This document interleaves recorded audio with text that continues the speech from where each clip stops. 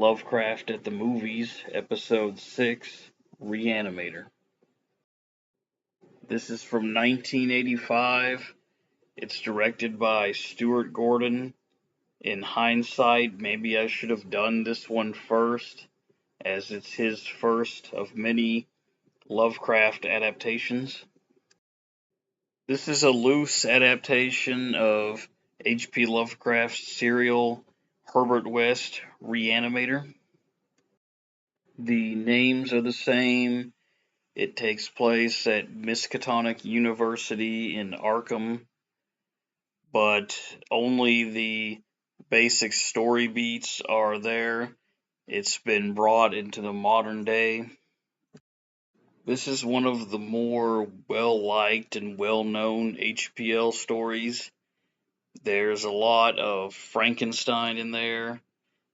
It's given a lot of the credit for creating the modern idea of what a zombie is. As far as this adaptation goes, it's pretty well known as well. It was a staple of the Sci-Fi Channel back in the day. It's pretty popular, I think, among horror fans. It's probably essential for gorehounds. The protagonist is Daniel Kane. He's a medical student at Miskatonic U. He's highly motivated. This is shown in his introduction, where he's trying to save this woman when everyone else has stopped. He's been at the school for a little bit, so he kind of knows what he's doing. He's working on cases, but he's not a doctor yet. A talented but antisocial man named Herbert West arrives at the school. He offers to rent Kane's spare room. He's creepy. Kane's girlfriend doesn't like him, but the money is too good to pass up. It turns out that West is actually conducting experiments. He has this compound that he calls a reagent that he injects into dead things to bring them back to life. Kane is very conflicted because he finds these experiments to be immoral and disgusting, but at the same time, he really would like to help people by conquering death, so he starts helping West. His association with West imperils his career. The faculty doesn't like it. Kane is going out with the dean's daughter, Megan. Megan is disgusted by West. Megan is Kane's link to the world of normal people. It's a symbol for what separates him from West. Her and West get in each other's way.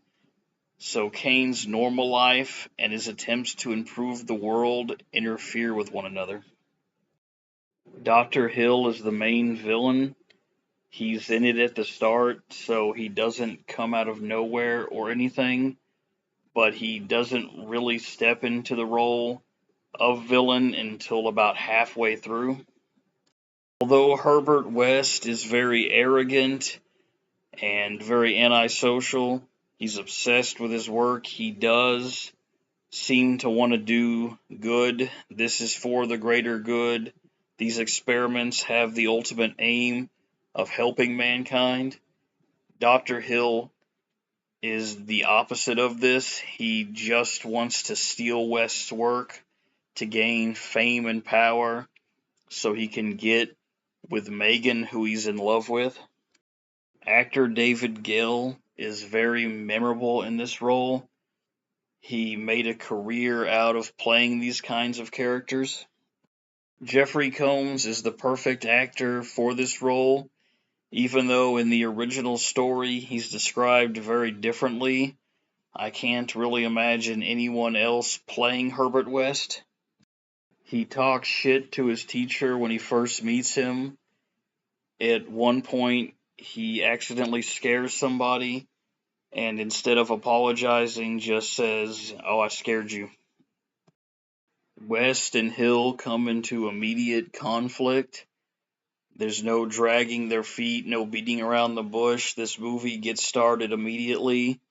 The cold open with West in Switzerland sets the tone immediately.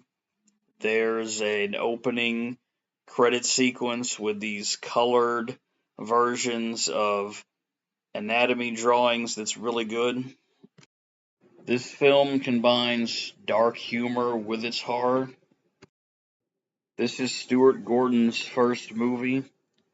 I'm sure that adding comedic elements helped make it a little bit easier. You don't have to worry as much about if it's really scary, if it's really intimidating, if you're also making it silly. He was clearly a fan of Lovecraft. He would go on to make a lot of other Lovecraft movies. And so I think that when he made this irreverent, he did it for a reason. He wanted to make it fun. This is not done because he has any kind of disrespect for the material. The fight with the cat is a pretty good example where it's funny, but it is creepy them having to hunt this thing in the room with them. This is a bit of a gory movie. There's gorier stuff out there, but this one certainly isn't for the faint of heart. The score works very well. It does a great job of keeping you on edge. As with a lot of other Lovecraft adaptations, sex is brought into it. A lot of the events now revolve around a woman. Characters lust after her. She gets in the way of West's ambitions. There's a lot of nudity in this film. And of course, there's the infamous scene where a severed head that's been reanimated goes down on a woman. Romance and sexuality is important for the plot.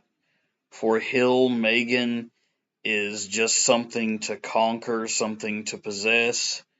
For Kane, she is his link to humanity. This contrasts him with West, who is indifferent to this. I see West as the dark side of what Kane is. The ending mirrors the beginning with a failed attempt by Kane to revive Megan using conventional techniques. And so, in his despair, he turns to West's reagent, even though he should know that this is a terrible mistake. I think it wraps things up nicely. It ends in a shocking way and sets things up for a sequel. I've already touched on that the characters are good, that the acting is good. A lot of them would go on to be frequent collaborators with Stuart Gordon. One of the funniest recurring gags is the security guard who just guards the morgue and completely fails at it constantly. This has to be one of the most incompetent characters I've ever seen in a film. Just like how I find it difficult to picture anybody else playing Herbert West, I find it to be very difficult to imagine the reagent as looking like anything other than the chemlite fluid they use. So yeah, I recommend Re-Animator not just for fans of H.P. Lovecraft, but for horror movie buffs in general.